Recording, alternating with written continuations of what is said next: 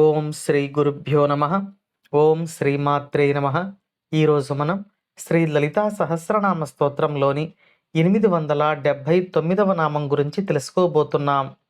ఈ నామం అమ్మవారిని సుధాశ్రుతి అని కీర్తిస్తుంది.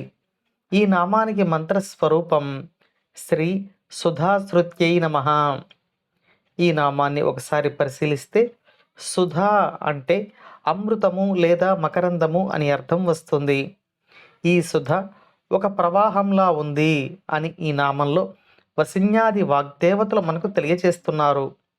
ఈ అమృత ప్రవాహం ఏమిటో ఈ నామంలో మనం వివరంగా తెలుసుకుందాం. మన యొక్క అజ్ఞానము అనే అంధకారాన్ని అమ్మవారి దివ్య శరీరం నుండి వెలువడే కాంతి తరంగాలు నశింపచేసి సాధకునికి వెలుగును ప్రసాదిస్తాయి. ఆ వెలుగు సాధకుడిని అమృతత్వం వైపుకు ప్రయాణింపచేస్తుంది. అమృతత్వం వైపుకు ప్రయాణించడం అంటే సాక్షాత్తు అమ్మవారి పాద పద్మముల చెంతకు ప్రయాణించడం. సాధకుని యొక్క సాధనకు ప్రతిఫలంగా అమ్మవారు జ్ఞానము అనే జ్యోతి యొక్క వెలుగులో సాధకుడిని తరింపచేసి అనుగ్రహిస్తున్నారు.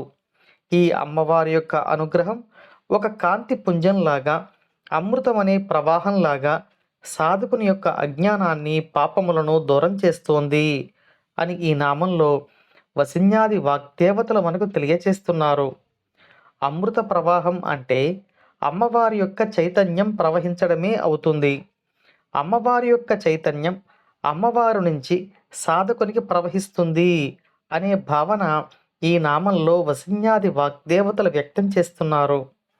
అమ్మవారి నామజపం కానీ, మంత్రజపం కానీ, ధ్యానం కానీ నిరంతరాయంగా చేస్తూ ఉంటే ఈ సాధనలో సాధకుడు అమ్మవారి యొక్క నామాన్ని జపిస్తూ ఉంటాడు లేదా ధ్యానిస్తూ ఉంటాడు.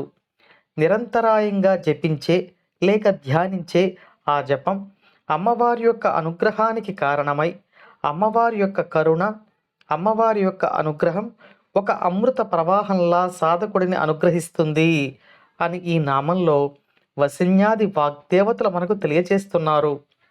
ఇక క్లుప్తంగా చెప్పుకోవాలి అంటే అమ్మవారిని సగుణ సాకార రూపంగా సాధకుడు పూజించే సమయంలో అమ్మవారి యొక్క దివ్య శరీరం నుండి వెలువడే కాంతి సాధకుడిని అనుగ్రహిస్తుంది అని వసిన్యాది వాగ్దేవతలు తెలియచేస్తున్నారు.